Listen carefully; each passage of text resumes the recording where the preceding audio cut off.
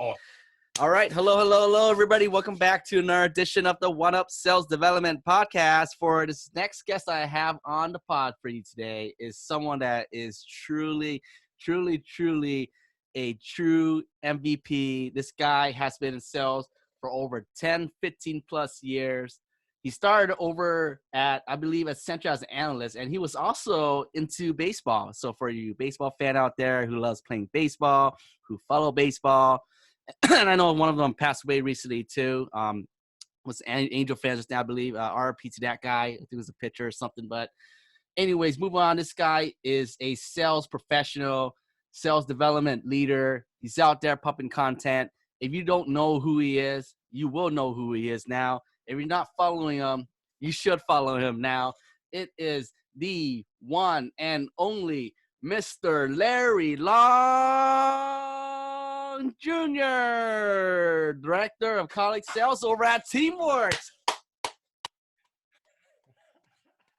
happy to be here, Jackson. I feel like I'm back in my playing days with that intro. Like Jackson said, if you don't know, now you know.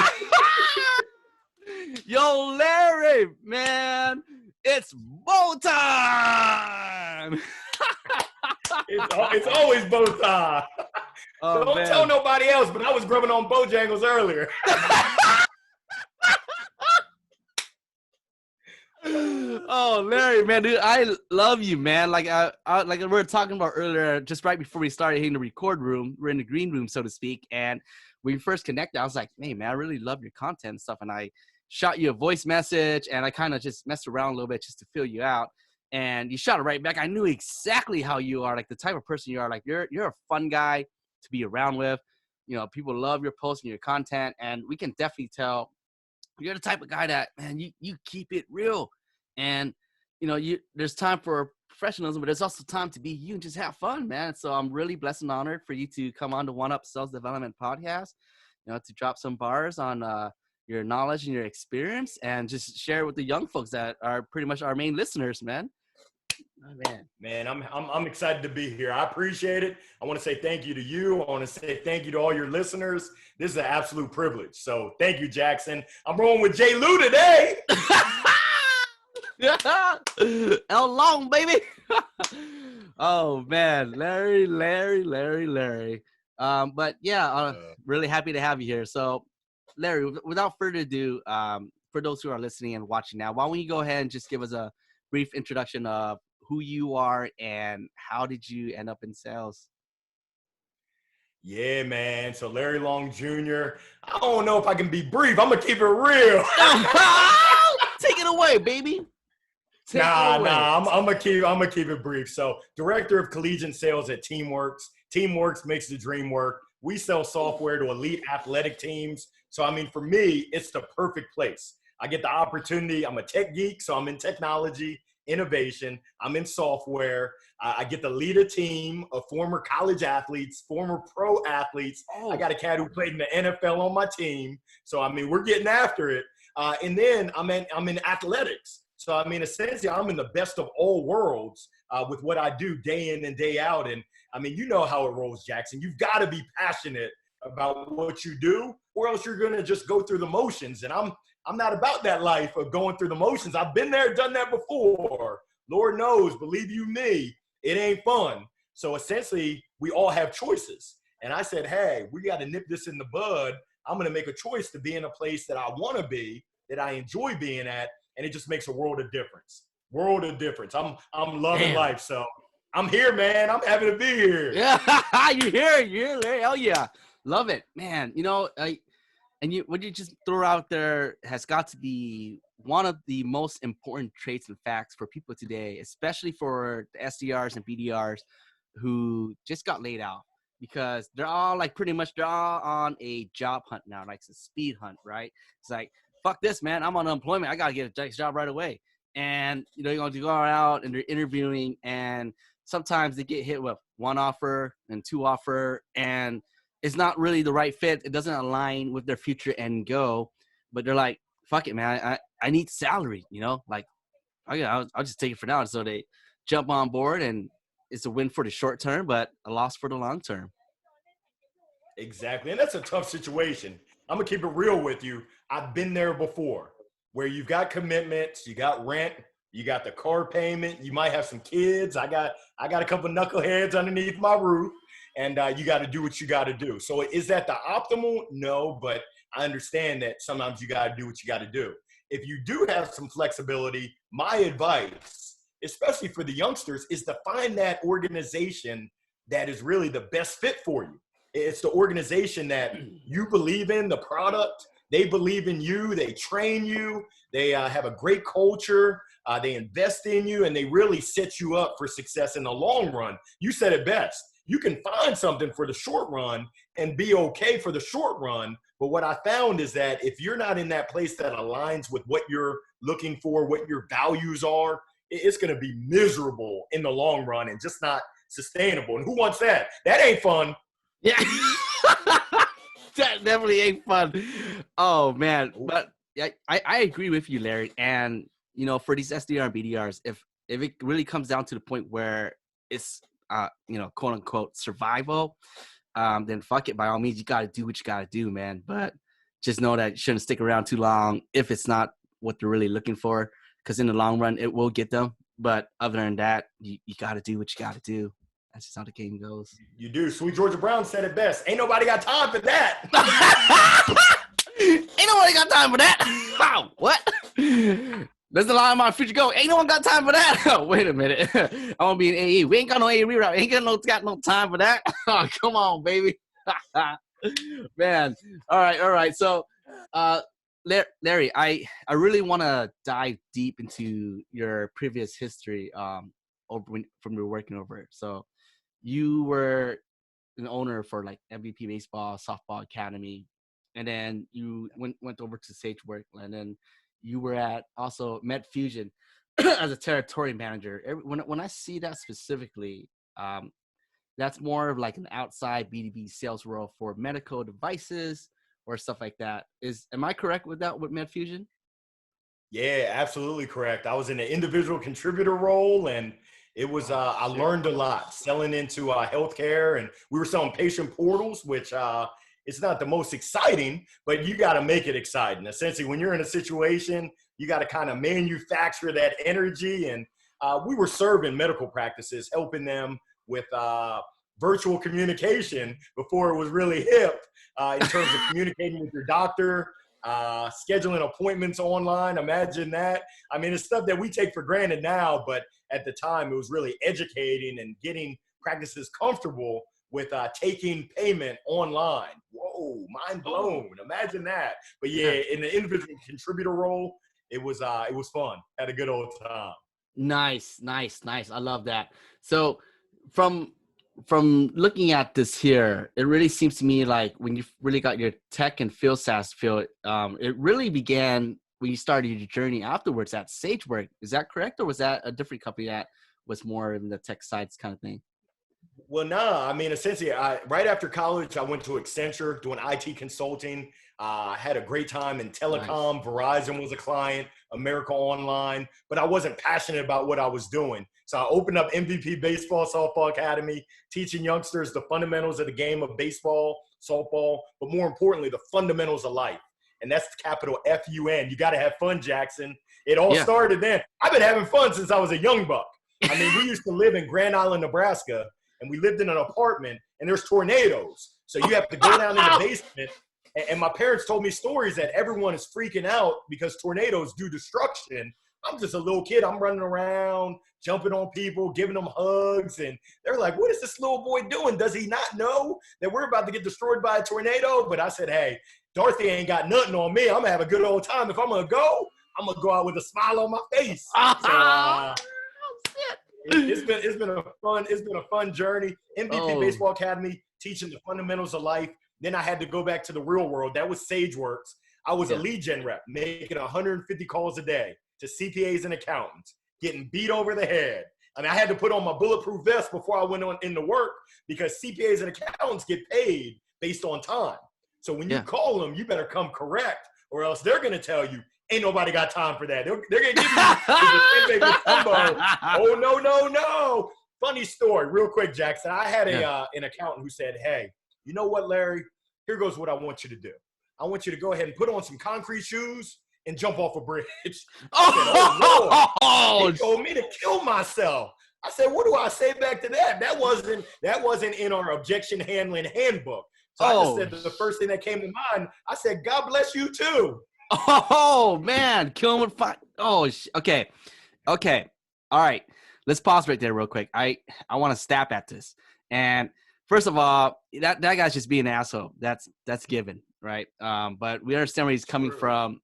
And man, you know, guys, I'm gonna be honest. That's actually probably that's actually worse than FU. Shit. He told. It's bad. You grab some bricks, jump off a building. Oh shit. Okay. All right. So first things first, that guy was having a bad day. He was probably getting a lot of calls, and he got fed up. Guy just wasn't happy being an asshole. Whatever. Right? Hey man, jump off a cliff. Make sure you have some bricks tied to you on it. Whatever. I want to take a step deep at this. So you went in. So okay. So you started at MVP baseball. You were teaching, you know, like the young bucks how to maneuver, right? Like how to pitch correctly, how to do the baseball. And then and I know you're a baseball guy, and it did not like really work out, and that's when you made the jump to stage work. Is that what happened that time?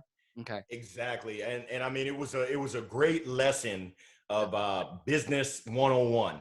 You got to know your numbers. I don't know if you watch Shark Tank or Marcus Lemonis on The Profit, but you better know your numbers. And we knew numbers. The numbers we knew were batting averages, home runs, RBIs. Those aren't the numbers you need to have a successful business. You better understand your income statement, your balance sheet, and your statement of cash flows.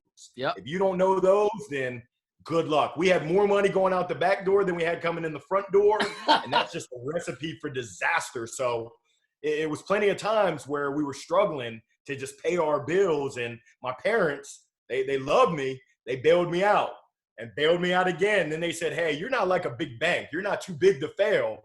We love you so much.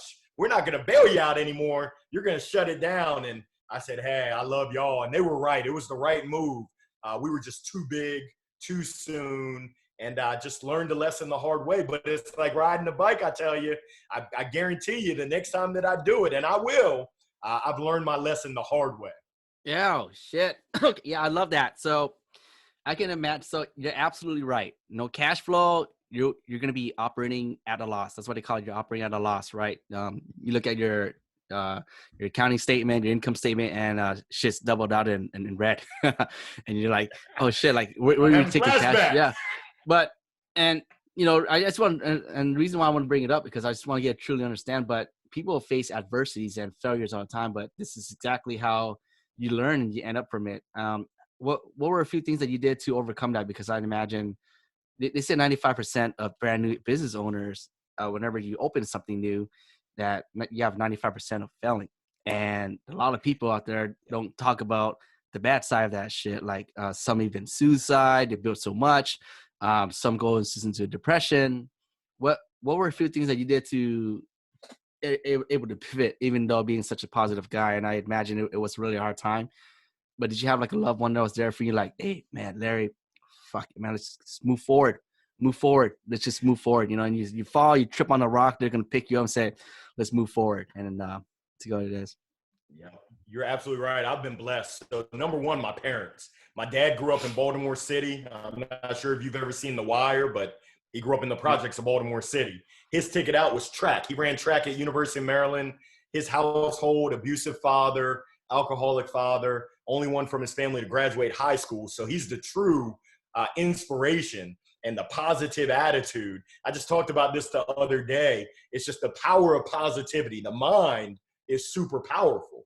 There's a quote by Henry Ford, whether you believe you can or whether you believe you can't, you're right. And it's so true. It's so true. But my parents, they supported me. They said, hey, you got to get back on it. You got to try it again. Get back out in the working world, dust yourself off, and you'll be okay.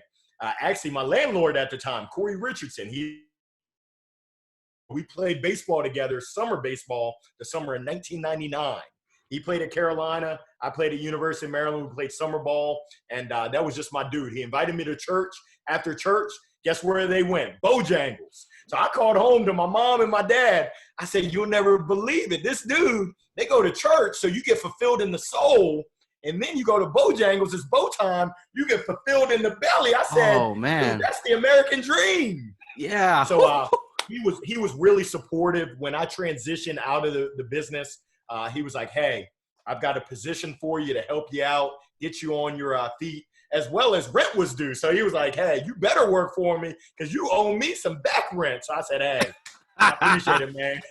Looking out, dog. Damn, that's what's up right there, man. I love that. That's exactly what it is. Like, and this is where, and I'm a lot of people on here listening, they heard this quote before, you know, they say a friend in need is a friend indeed. And when you really think about that, it's not about when, oh shit, man, my girl just broke up with me. Man, I rolled my ankle. You know, I had a little accident while working out. It's more of like when you're in a serious situation like this, and really it's one of those things that you can look back and be like, my man, what's up, baby? We see him on the streets, you know, like, hey. Oh, exactly. So true. So true. Man. And really, I've just been fortunate. My circle, I mean, there's a saying that you're the average of the 5 people you spend the most time with. Yeah. And that's so true. I look back at middle school and high school, kind of the crew that I ran with. They were all driven. They all had goals. They all had hopes of success and achievement. And we've been supporting each other. And as I go through my baseball teammates in college and Corey and my colleagues that I've had the opportunity to work with, if you surround yourself with positive people, it's just something about it where it rubs off on you and it drives you and it supports you in order to do your best. Whereas the opposite happens. If you're surrounding yourself with folks that aren't about that life, they ain't, as Master P would say, they ain't bout it, chances are you're not going to be bout it either. And you're going to take a U-turn and go the opposite direction. Oh man. Yes. I love this. I love that. And you're absolutely right. It's true. I believe the quote was from Jim Rohn. Big fan of Jim Rohn. You know, he says you're the average of the 5 people you hang out with, because who you go hang out with, who you spend your time with, you slowly become. And everything you just said right there was just clicking off the bat. I mean, I find myself now too. So I have a pretty big family down here in Orange County, right? Asian American, the community, being from the first gen, you know, a lot of people, like during those times, like the immigration, when parents came from Vietnam, there's a bunch of other people, Asian Americans, whatever. And I just thought more recently, so I was like, man, I'm starting to find out that I actually spend most of my time with my, you know, quote unquote LinkedIn family more than I do with my ordinary family. Like, you know, like spending time with you, spending time with others, and just like having that one-on-one time, just really chatting about sales and sales development, man. So true. So true. And Jackson, you made a point earlier about so many times we hear the successes, but we don't hear about the nitty-gritty failures. I'm a big believer that you can learn from your own mistakes as well as you can learn from mentors. And a lot of times it's those negative, the not so positive, not so optimal experiences that you learn really the most during those. And that's really where you stretch yourself, you grow, and you dig down and you find out what you're really about and what you're really made of. So great point. Yeah, man, I love that. And I love that you brought that up, Larry, you know, and you're absolutely right. Like once it's said, this Steve Harvey talks a lot about too. It's like, oh, yo, man, look, Larry made it, man. Hey, man, Steve Harvey, you made it, dog. Larry, you made it too. Larry, you got your own house and everything. But what they don't see is the pain and suffering that you went through to get there and all the adversities. And that's just the world we live in, you know. And there's a lot of people who, once they get older and they experience things like that, then they truly understand. Like myself, I'm out working on it too. And that's why I want to dive deep. And, you know, I mean, you're absolutely right. That's how it is. They just see the complete pictures. And that's why this is also, and I truly believe this is why a lot of people like to talk shit and say, oh yeah, man, Gen Z, they're spoiled. They got everything they want. They're weak. And Gen Z, they just want things overnight, because that's all they really see, to be honest with you. Like Gen Z growing up, they look at you just like, all right, man, I want this overnight. And Nah, man, you got put pain and suffering, years and work into it, baby. You can't just get overnight, man. Come on, it doesn't work like that. Yeah. So true. So true. That's a great point. But also, Jackson, I'm going to share with you, it's not just Gen Z. I think that people are people. I've seen some Gen Zers, some millennials that are truly driven, and they're willing to put in that hard rowing. They're willing to put in that work. And I've seen some folks that I don't know what generation they are, but they're older and they're lazy. They want it handed to them, and it's like, no, you got to put in that work. There's no mystery. Everyone wants to look for that magic pixie dust. They want that silver bullet, and there is none. That silver bullet is hard work, dedication, sacrifice, execution, discipline. It's kind of like that iceberg of success where everyone, but they don't see what goes on underneath the water, the blood, sweat, and tears, the pain and suffering, the sacrifice, and what you've had to do to get to that iceberg. So many people miss out on it. And I would say Gen Z, millennials, Generation Y, whatever you want to call it, QRS, TUV, people are people. And sometimes people just want to be lazy. They just want it, give me, give me, give me. And it's like, no, work, work, work. Yeah, you know what? I absolutely agree, and you're right. So correction on my end, not all Gen Z, just people in general with the wrong mindset, I'd say. And that iceberg example you just did was very powerful. I've seen that before, and makes a totally 100% complete, analogy just to look at it and compare it side by side. And you're absolutely right. Oh man. So, Larry, I wanted to dive deep a little bit. So over at SageWork, you mentioned that was when you came in, started banging out like 150 calls a day, right? 150 calls a day, bam, bam, bam. Okay, so here's what I want to dive deep into, because the majority of SDR and BDRs nowadays, they're coming in fresh out of college, 22, 24. And of course, it's not always like that. I started out as an SDR at the age of 29. There's other people making horizontal jumps, but let's just talk about the new ones now. They're coming to Tech and SaaS. Oh, hey, welcome aboard. No sales experience needed. Here's the channels we're doing. We're doing email, LinkedIn, but we're mainly going to be focused on calls. So we want you bang on 150 dials a day. And what normally happens is they're phone shy. They don't know what a cold call is. They never receive a cold call. And really, banging on 150 calls can sometimes be rough and grit. Like, talk to us about your experience, because I know for banging on 150 calls, I did the same thing over at ADP for my internship. And I was calling SMB owners, and the roughest people that threw me across the board, similar to you, well, not with that other one that he did, was really this guy's like, hey man, F you, stop calling me, and I'll kick your ass and find you where you are, blah, blah, blah, like that. And it was like really, really, really like, God damn, it's like a SMB style. But in your experience during your time when that happens, how do you keep moving forward and not let that get to you?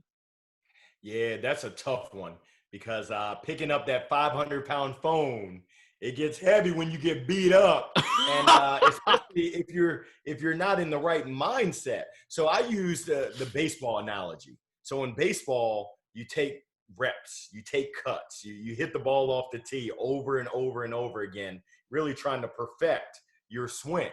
So when I started off as a freshman at University of Maryland, I got one base hit in my first 24 at-bats. I pretty much was striking out.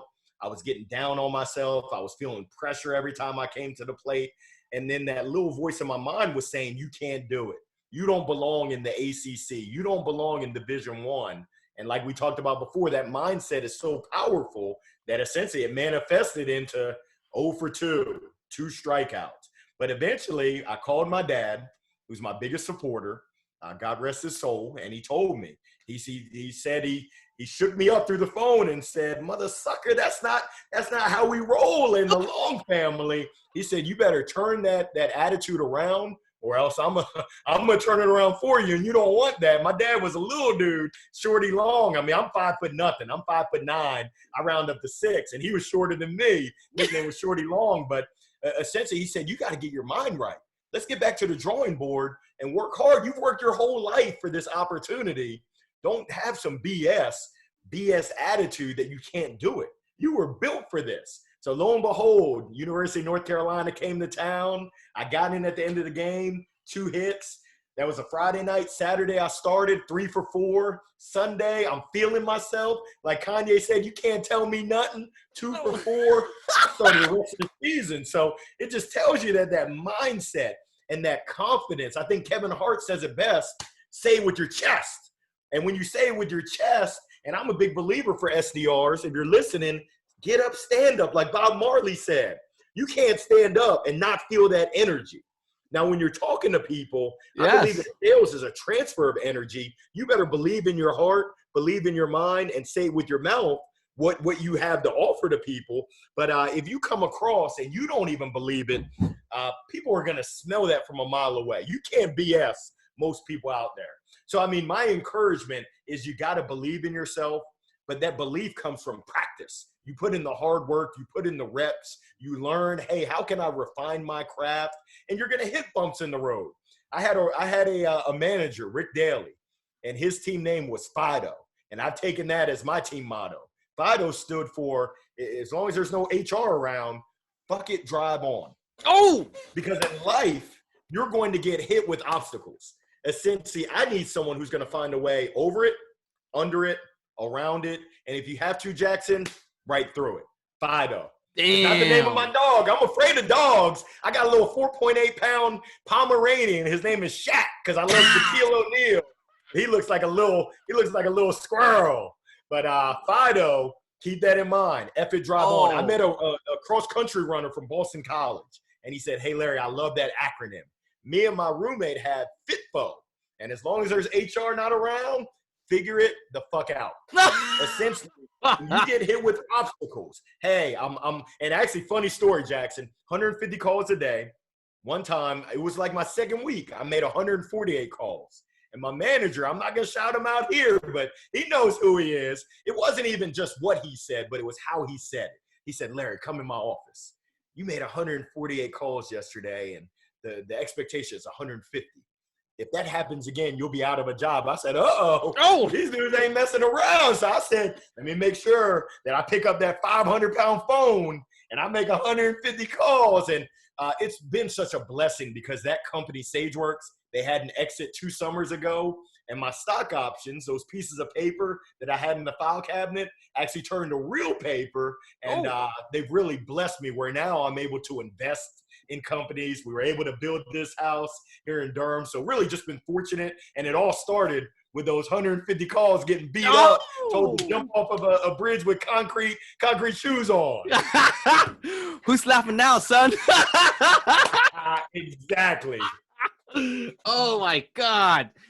Larry, I love that, man. That was fire. Man, that's a Fido. Okay. Fuck it, drive on.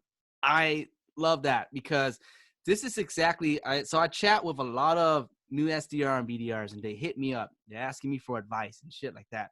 And a lot of them comes down to, yeah, man, like they can't really take objections. You know, they're fairly new to it. And I always tell them I'm a big fan of David Goggins too. Are you a fan of David Goggins? And he has. Well, you know what the deal is. Oh yeah. Can't hurt me. Come Can't on, man. me, Hold on. Yeah. Come on, man. You must have had this plan. Come on, dog. Oh man. Where did he go? Oh yeah, man. That's what I'm talking about. Great minds think alike, dog. Game recognized game, baby. Game recognized game, baby. Yeah, no. Right. And I say that because this reminds me of David Goggins, the cookie jar, right? Every time he's running and then when he's in trouble and shit like that, he reaches into the cookie jar and pulls out a cookie, but really instead of a cookie, it's some motherfucker in the past that told him he couldn't do shit, or some motherfucker told him in the past like just being raised to him talking shit. And what he's really doing is Fido, fuck it, drive on, and moves forward. So yeah, that's some great advice right there for the new and young SDR and BDRs dive in. And Jackson, let me just double click on that real quick because I was on I joined the Flip the Script tour with Beck Holland and Josh Braun and Scott Barker and Sahil Mansuri.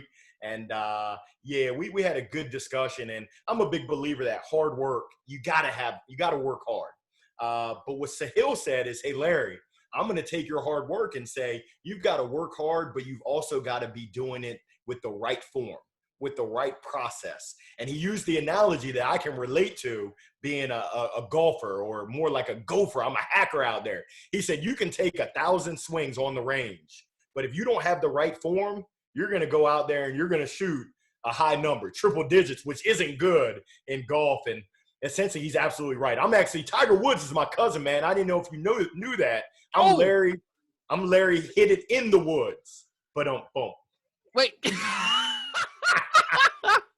Wait. It's a bad joke, dog. I'm keeping you on your toes. I was like, wait a minute. I love that. No, you're absolutely right. So, okay. Here's my thing. I haven't listened to music in a very long time. Every time when I'm out and about or whatever I'm working, I'm always listening to content, and a lot of content, it can be podcasts or really motivational speakers with like Dr. Miles Monroe, Denzel Washington, a lot of David Goggins, especially when I run. It's always content. It's never music. And, music like is only when it's in the car or once in a while for just like 10, 15 minutes now, but it's constantly content. And I love that you mentioned that, because I recently picked up on Arnold Schwarzenegger. One of his speeches just goes, okay, and it sticks to the one that you mentioned with the form. And for him, you got to have a vision. And his analogy is, you can be the best pilot in the world, but if you don't know where you have to go or where to be, you're just going to be flying in circles. And that's exactly what you just mentioned right now, too, in terms of the golf thing that you just told me. And everything just clicked up, man. I knew this was going to be a party, Larry. Oh, no doubt. No doubt. You're the ringleader, man. You're the party master. I just like to get everybody together. Larry, here's what interests me, really, like when I was scanning your profile before we really got connected. And so you used to work for a medical device company, MedFusion. When I graduated about 2 years ago, did my studies and stuff like that, and did my research, and said, I told myself I want to be a medical device rep, not pharmaceutical, but medical. And the way I validate that was, okay, you need outside B2B sales experience. And I did a lot of research, and I found out, okay, one of the great entry role is you can't just go into there. To do that, you would have to do something such as, working at ADP or Paychecks or those outside B2B sales role for about 1.5 years, 2 years. And then you can jump onto there. And what I started noticing when things didn't work out for my route and I went into tech and SaaS is a lot of people that I met along the road are making a horizontal jump from medical device or pharmaceutical to tech and SaaS. What happened there? What triggered you to make that horizontal jump? Just like, okay, I'm leaving. I'm just going to go to tech and SaaS. Yeah, well, it's funny because MedFusion is a software. It is SaaS. So we were selling patient portals to medical practices. So I was at MedFusion. We had some partnerships with some of the practice management EHR companies where they decided that they wanted to sell the portal. So essentially our total addressable, I guess you could say our total sellable market kind of shrunk. And I said, without the opportunity here, I'm going to have to look elsewhere. So I returned back to SageWorks. They welcomed me back with open arms, and they took very good care of me monetarily. And one thing I want to share with your audience is to be careful chasing the money. And because I've done that. And it's good in the short term, but in the long term, you got to make sure that it's aligned with what you want to accomplish. So my son was being born at the time. I was making good money, but I was also working crazy long hours and not there for my son. And that's one of those things that you can never get back. Time is a resource that you can't save time. Once it's spent, it's gone forever. So there's a reason why they call it the present, because it's the gift. It's being present right now. You and me right now, Jackson, we're present. We're not thinking about what happened before and what's going on now. It's what's going on right now. So I encourage your listeners, your viewers, to make sure that they are aligned with the organization and don't just go chasing the money. It's good in the short term, but in the long run, at least for me, it wasn't fulfilling. And I've had a lot of conversations recently with folks that you would look at, you're like, wow, they're successful, they're making big bucks. But what I've heard is the money doesn't sustain me. It doesn't fulfill me. I'm looking for fulfillment and just a sense of purpose and making big time bucks. For some people, it's okay. For a lot of people, it's not. There's just a big miss. Oh, wow. Okay. Yes. Yes. I love that. Being in the present. And you can only make so much to the point where it starts to really take time from you and just not really being there, right? To really, for you to truly be at the place where it's really important, which is, probably your friends and family, events, weddings and stuff like that.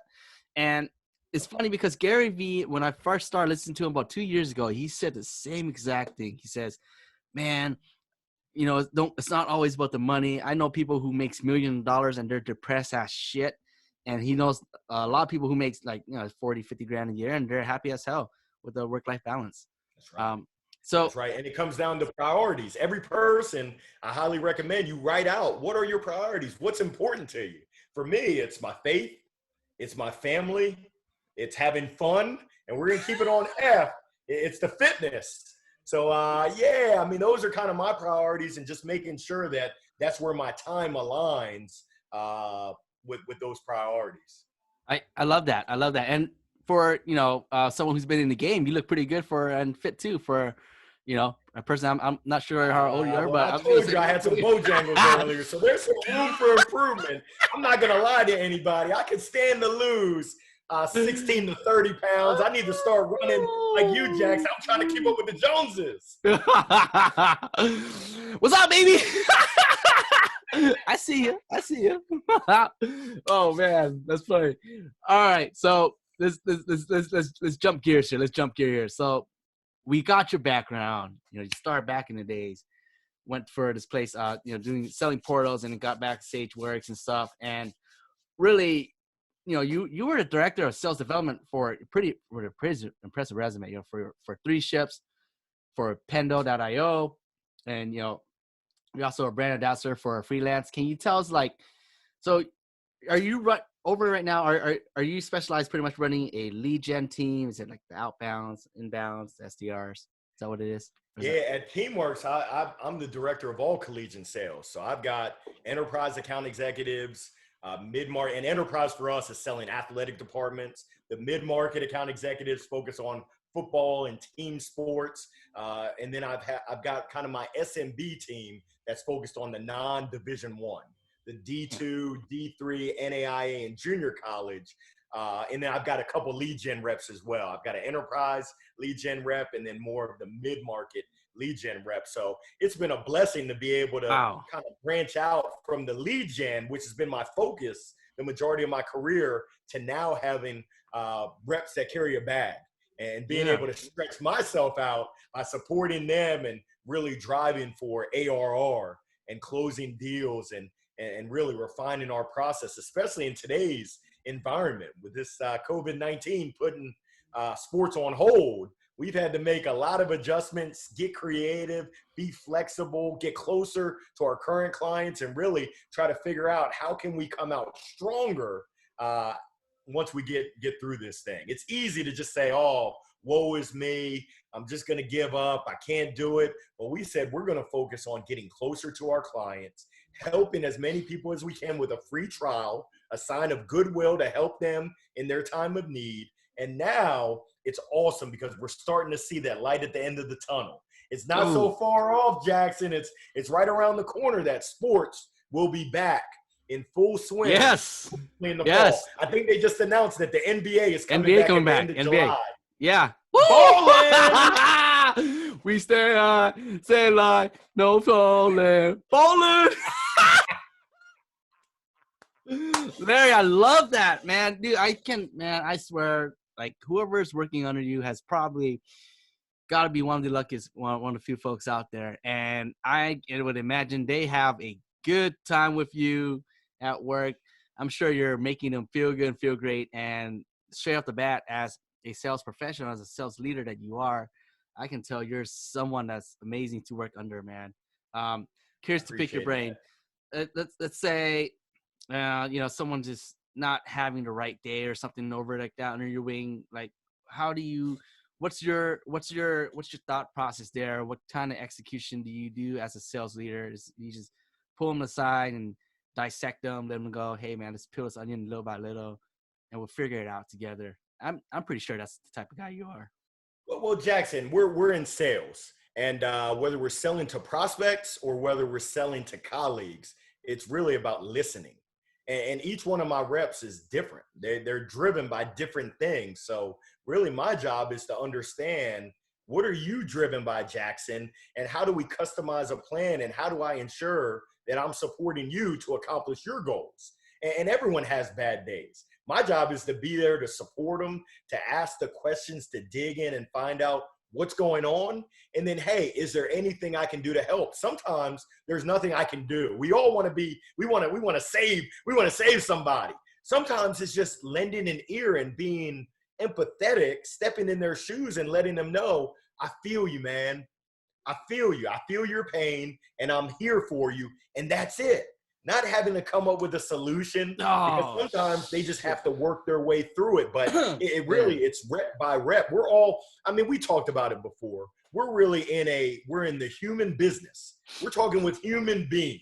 And that's a lot of times what I've seen is reps treat prospects as if they're up on a pedestal. They put on their pants just like everyone. Left leg first and the right leg. I'm a person. So we're going to operate from that level of, hey, it's just two human beings having a conversation. Hopefully I can help you. But if not, it's all good. I'm going to brush my shoulders off and I'm going to move on to the next one. It's the same thing with my reps in terms of, what are your goals, your hopes, your dreams, your aspirations? What are those roadblocks? And then let's see if we can figure it out together, and just know my job as your leader is to be there to support you. If you don't win, I don't win. And that's why sometimes you see top performers that aren't good coaches, because they've become accustomed to being me monsters. It's all about me. I'm going to get mine. I don't really care about if you get yours. As a coach, you've really got to put other people first and not be a me monster. If you're a me monster, your reps, they're not going to go to battle for you. They're going to be like, forget about you. You don't care about me. There's a quote that says, no one cares how much you know until they know how much you care. And that's so true. Wow. Shit. Okay. That has got to be the price of admission right there. And damn, that was deep, Larry, deep. And I love it. And this is funny because this is exactly the problem that's going on today. And I experienced it myself in my previous experience over my previous jobs. And it's still going on today, especially for these new young SDR and BDRs who comes in. So here's what I'm seeing from speaking with a lot of reps. And there's a lot of there's a shitload of tech and SaaS companies, a fucking bunch of them. Software, it's been out before even the SDR and BDR gig pop. But what happens that I'm seeing is they have these full cycle reps already, and they're like, all right, guys, SDR, BDR things, sales development's like a thing now. We got to start rolling shit out. So they try to roll out an SDR, BDR program. And first things first is they have someone in charge who never did the role themselves. So the SDR and BDR are prospecting and they're reporting to them, and that guy doesn't have the full answer for them. And I'll give you a quick example. Like I know this guy specific, met him up front. He told me the story about that. They're using outreach. Guy had a question. Hey man, how do I do this? And the other guy's like, shit, I don't know, man. The guy that he reports to goes, I don't know, because he never prospected before. He doesn't even know what outreach is. So you lose his credibility right there, right? And that's number one. And number two, that guy, they call him, it's a word frame for it. They call him dashboard jockeys. So imagine you're using on a Salesforce CRM. All you're really doing is just hitting that refresh button all day, every day, waiting to see that phone number goes up, that email number goes up, and you just dashboard jockey, just you're just refreshing, like, and we just mentioned about, and then exactly, I don't care. It's all about me. It's not about you. And that's where it just starts to tumble down, because it really is a toxic environment. And you just broke it right through right there. And you gave me a flashback, and I thank you for that. I wanted to share real quick. So before I got into sales, I was at a junior college in Costa Mesa. shout out to my sales professor, Dennis Morgan. He told me the way you be successful in sales is you don't just take care of them during the sales process. You also take care of them after the sales process. And the example he gave us was being a car salesman. What he did that made him successful before he moved his way up compared to other reps was he would build relationships with the people who would fix the cars. Pretty much he would take him out for lunch and for coffee and build a relationship with them. Like, hey, I have this customer coming, like, hey, like, let's say if I was to sell a car to you, Larry, you come back to me. The normal process guy would be like, oh, man, hey, man, I don't do this. Go to the front desk. And you're like, hey, what the hell? I just bought a car from you, baby. I don't know, dog. I don't know. But you come to me, right? And I have this, I'm all about relationship, about people. You come to me, hey, Jackson, I just bought this car from you 2 weeks ago. I was like, yeah, I remember. What's going on, baby? Oh, hey, man, I got you. Don't worry. Give me the keys. I drive it up myself, roll up to my guy. Hey, yo, Jose.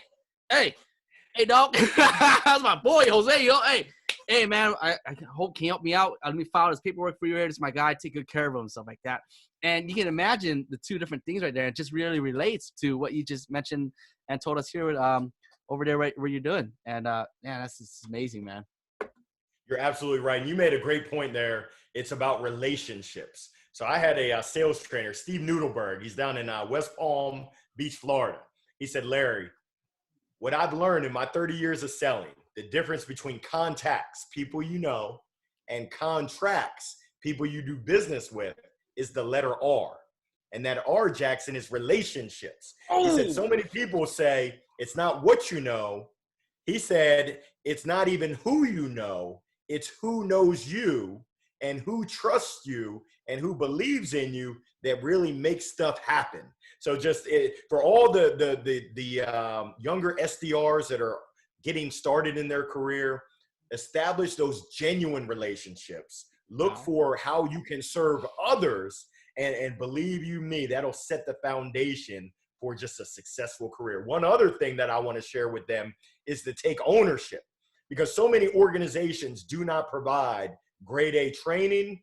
They don't provide a grade A culture. And it's one of those things where if they're not going to give it to you, or even if they do, it's your responsibility. And that's that entrepreneurship, that entrepreneurial spirit where you've got to own it and own the outcome. And you talked about the content, how you're not listening to music, you're consuming content, because we know that the more you learn, the more you earn. I can see the fat pockets over there, Jackson. I can see you busting loose because you got all that knowledge and you're applying it and you're putting it to work. You're learning from others. You're unstoppable, man. It's kind of like my favorite song. Ain't no stopping us now. Don't get me singing. I'm tone deaf, dude. Ain't no valley high, ain't no valley low. Oh, man. My man, Larry, I love that, man. That is amazing. You know, man, I learned something new from you just today. And this is my goal every time when I interview someone. Like, I want them to teach not just the audience, but like, hey, man, with your expertise, Larry, you know, you're a sales professional. You've been in the game. Teach me something new. And that's why I love to dive deep to just plug it out. And one thing I just learned from you right now is that great example from your friend I gave you about contracts and contacts, and the R in there is the relationship. And damn, so true. I love that. True. Hey, Jackson, so you saw in my background, I work with RepView, and I'm very passionate about empowering and really helping sales professionals. And you talked about it earlier. So many times what we see is huge attrition within sales orgs because there are sales reps that don't match what the sales organization is all about. So the company that I'm a brand ambassador, I'm an advisor, a big time supporter is called RepView. And what we do is we take data from current sales professionals in the org, past sales professionals, we take their ratings and we compile it around those areas that sales professionals care about. Your culture, your training, your compensation, your base comp, as well as the variable. What's the cap? So when I talk to a sales leader, they're trying to sell me. They're going to say, oh, you can make 250. Yeah. Well, what percentage of your team is hitting quota? So I can know, can I really make 250, or are you blowing smoke and trying to pull it over my eyes? So essentially with RepView, we're providing an ability for sales professionals to get that under the covers, under the hood look in the sales orgs in hopes of making more perfect matches where sales pros are in the right place, aligned with all the information that they need to make that great fit. Nice. Okay, so that's what rep view is. Yes. Wow. Yes. Is that? We're giving the view, the inside view for sales professionals in the sales orgs. Nice. Okay. Oh wow. Okay, this is really valuable here, and because man, everyone who applies knows what it is, man. You know, OTE. Hey, man, 75 OTE, 100 OTE. If you're an AE, on average, it's like 120 OTE, goes up to like 200. But like you said, how many reps out there really is hitting quota? Because if it's 1 out of 10, then you know you're most likely probably not going to hit that quota unless you're that badass, you know, whatever that guy is, whatever he's doing to make it happen. Talk to us about rep me real quick. Is this something that is this like a membership kind of thing you have to pay for? And what does the data? No, not at all. Not at all. It's free. And essentially we're a startup. It's one of my former sales leaders from Channel Advisor, Ryan Walsh, and his idea was really throughout the sales interview process, so many times the organization captures all this information. So Jackson, talk to me about your quota attainment. So Jackson, talk to me about how you handle objections. So Jackson, I need you to give a presentation. Hey Jackson, it's bow time. You got 2 minutes left. Do you have any questions for me? It's like, dude, I got so many questions because this is a big decision. But I know that even when I ask you the questions, you're probably not going to give me the truthful answer. Let me talk to some of your current reps to find out the real deal Holyfield. Let me talk with some of your former reps to find out why are you no longer at the organization. And that's really the purpose. It's not Glassdoor where it's kind of a moan session, a trash session. This is really based on subjective, on objective data that we capture in terms of compensation, the opportunity, the quota, the product market fit, all those things that sales pros want to know about a company, but a company is going to hold it close to the vest. They're going to paint that picture that we're perfect when we all know a lot of these sales orgs have warts and a lot of them. Yeah. Oh, shit. Oh, damn. Okay. Oh, man, this is amazing. You're absolutely right. I mean, those are listening who's been through the interviews. I've been through a shit ton of interviews. And that has got to come up at least 4 out of 5 interviews when it gets to the point where, hey, so do you have any questions for me? And majority of the time, I was probably saying about 90%, I don't get to ask them everything I wanted to ask. It's like at least 2 or 3 good questions. And I got like 3, 4 more just to fill them out. And it's time's up by then. And they're like, hey, man, I got to go. Gotta go. It's bow time. It's bow time, man. I gotta get some shit, man. Damn. Oh, Larry, I love this. Okay, so Larry, I know we're running up the hour here, and this is a lot of fun. But I want to, as a sales professional, as a sales leader that you are, and this is for the SDR and BDRs. Let's say if someone, you know, they're fairly new, they're getting in the game, like. What do you look for when it comes to having that successful rep, getting to the point where you go, all right, that's my guy, that's my girl, I gotta have her on board? Like, is that just from interview? Like, what do you look for? Yeah, so it's the term that I use is EPIC, EPIC, entrepreneurial spirit. So it's that ownership. You don't have to have owned your own business, but I want to see that you own the outcome, whether it was in college, whether it was in a side job that you have. Essentially, you can work at Walmart, but essentially, are you there just checking in, or are you there owning the outcome that, hey, I'm going to make sure I'm the best at what I do? The P is preparation and planning. Essentially, I want to see, did you prepare for our conversation? And I also want to see examples of how you prepared to have success in the past. I want to know, did you learn from your failures? Have you had success before? And do you understand, just because you're successful doesn't really mean anything if you don't understand the process. Did you have a process for accomplishing success? The I is internal drive and desire. Essentially, your heart. Do you have the heart of a lion where when you get hit with those obstacles, you're going to do whatever you need to do to get through them? And then the C is communication.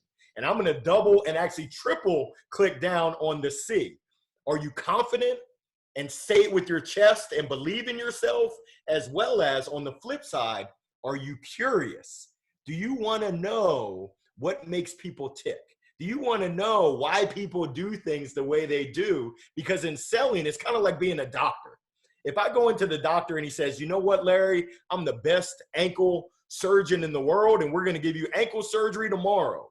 Well, doc, you didn't listen to me. You didn't ask any questions. It's my right shoulder, dude. I don't care about what you do with the ankles. Can you help out my right shoulder? So as sales professionals, we've got to ask those right questions, and we've got to be genuinely curious to find out, hey, Larry, what brings you here today? Where is your pain? How painful is it? On a scale of 1 to 10, is it an 8? And even if it is an 8, are you willing to take action? Or are you a wankster and you just talk a good game, but you ain't about that life to make changes? So I would implore all of the reps out there to be curious, to be confident, and then follow Epic. If you can follow that, you can have a spot on my team all day, every day. Damn. Oh my God. I have never heard of that, but I just picked it up. 4 simple letters, Epic. Did you come up with that, or where did that come from? I did, and it's crazy because I've been speaking to sales groups and startup founders, entrepreneurs, and I used to have it in a different, essentially in a different format. Like I would follow it in a different, not the EPIC. And one of the attendees said, hey, you know, if you adjust the order, that spells out Epic. I said, man, you're brilliant. I'm going to take that to the house. So essentially, I got to give him all the credit because I was doing it all messed up. I don't know how to spell, so I was doing probably P-I-C-E. Pice. What is that? Pice, baby. That's Pice, baby. Pice. Man, I love that. You know, okay, so the E, let's go through this again. So we have Epic, right? The E stands for what again? Entrepreneurial spirit. That's right. Taking ownership, preparation and planning, internal drive and desire, and then communication. Gotcha. So we got entrepreneur spirit, preparation. Did you prepare for this? Okay, and I'm going to test you. What do you know about us? You know, what do you know about the role? And what do you know about the solution that we offer, right? Preparation, internal drive. Like, is this guy going at it? Is he going to go at it? Does he have the drive? And one of the drive would probably be like, hey, Larry, I noticed the job. You know what? Would it be all right if I just go ahead and pitch you real quick just before you ask me to do so? Bam. Would that be considered drive? And then communication, right? How are you communicating? And perhaps maybe I would imagine you probably test them out too for coachability. And you probably like, Jackson, that sounds great. Let's try it one more time, but I want to hear you say it like this. And can he do it on the fly? If he's not, then that guy's not listening, and his communication, his active listening isn't really there. And I love that example that you give out about the doctor. You know, you got to be curious because this is where a lot of SDR and BDRs have challenges too. They come in, they ask a couple questions, they get a couple yes, and fuck it. Hey, man, it sounds like this could be a good, it sounds like it could be a good fit for us to work together. I mean, book a time with you, but yo, man, it's not the ankle, baby, it's the shoulders. So because you really got to add more, right? Okay, so tell me a little bit more. What else? Okay, let's go dive deeper than that. What's the true cause of that? Why are you having this way? What are you guys doing now to solve that? Who's responsible for that? Who's working? And just really diving deep down and like, shit, Larry, it's not your shoulder, it is your ankles. Got to peel back that onion. One other thing. So there's some intangibles in terms of positive attitude. If you're a negative Nancy, you can't be on my team. As well as integrity without compromise. Because we see it in sales where sometimes people like to play in the gray. And I'm big white, black and white. There's right and there's wrong. There is no gray. I would encourage everyone to make sure that you do what's right even when no one is watching. Because the last thing you want is to have a question mark around your character and around your integrity. It's very tough to rebound from those types of incidents. So if you just always do the right thing because it's the right thing to do, you put yourself in a position where you can go home, look yourself in the mirror, and just be proud of the human being that you are, that you're doing right by people and not trying to play any games and not trying to mess over your colleagues, because we've all seen it before where there's those reps that play in those gray areas, and that's just not cool for anybody. Yeah, I definitely agree. I love that. I just want to say something.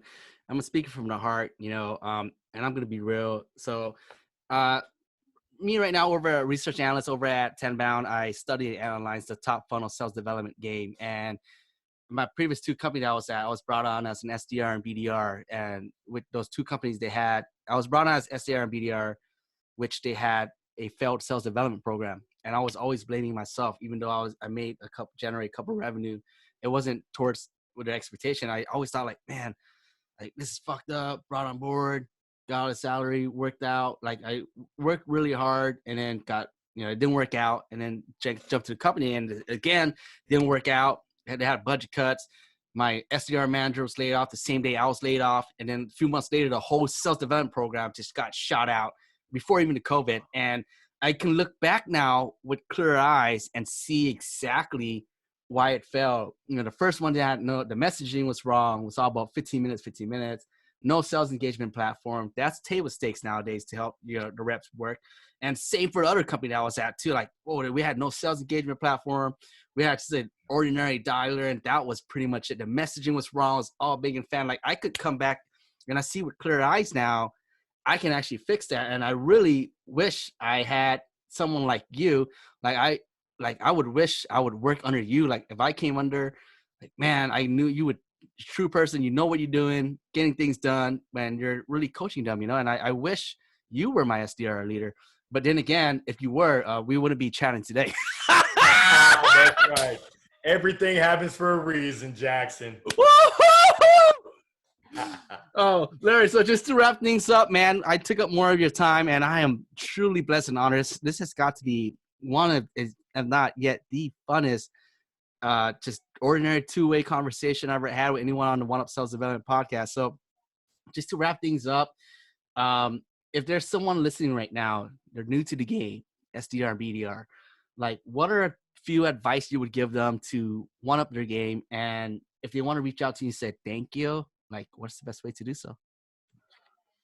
Yeah, so to one up your game, you've got to have a growth mindset. Always be learning. It's just like in sports. Russell Westbrook, he averaged a triple-double for 3 straight seasons, and he's always learning and working on his craft. As a professional, that's what we do. So I encourage you to always be looking to learn and grow. I would say work hard. You've got to work hard, and you know what it is to work hard. A lot of people say, oh, I work hard. No, you don't. We know what it is to work hard. So put in that work around, and there's 5 things that I look for. Your company, knowledge of the industry, knowledge of your product, knowledge of the tools and resources, whether that's your internal sales stack or whether that's referral sources that are both internal as well as external. And then the last bucket is selling skills. You should be looking to level up, or as you would call it, one up each one of those to step your game to that next level. Damn. If there's anything that I can do to help you, you can catch me on LinkedIn, Larry Long Jr. I got that crazy smile on my profile. You can't miss me. I'd love to help you out. So I'm absolutely privileged to be here with you, Jackson. This was off the chain, man. Yeah, Larry, wait. So we had a lag spike when you were mentioning the 5 pillars, whatever that. So can you repeat that for us one more time in case we missed it? The 5 pillars. It's understanding your company. So essentially the who, what, when, where, why, and how of how you get down. Understanding the industry or the industries that you serve. What's going on? What's the pulse of the industry? Understanding your product. You better know your product inside and out. So I might not know your business. I might not know accounting. I might not know finance, but I do know my solution and the problems that we solve. Number 4 is the tools and resources. So your internal sales stack, as well as those referral sources, both Yes, sir. internal and external. And then the last bucket is selling skills. So it's kind of like in basketball, you're looking for that 5-tool player. Baseball, you want that 5-tool player. In sales, I want that professional that brings all 5 tools and is constantly looking to level up, or as you would call it, I want to one-up each and every day. Take my game to that next level where essentially I'm on top of the world. Wham! There it is, ladies and gentlemen. And on behalf of the One Up Sales Development Podcast, Mr. Larry Long Jr., thank you again for hopping on board. We truly appreciate you. Thank you. I appreciate you, Jackson. Take it easy now. Yeah.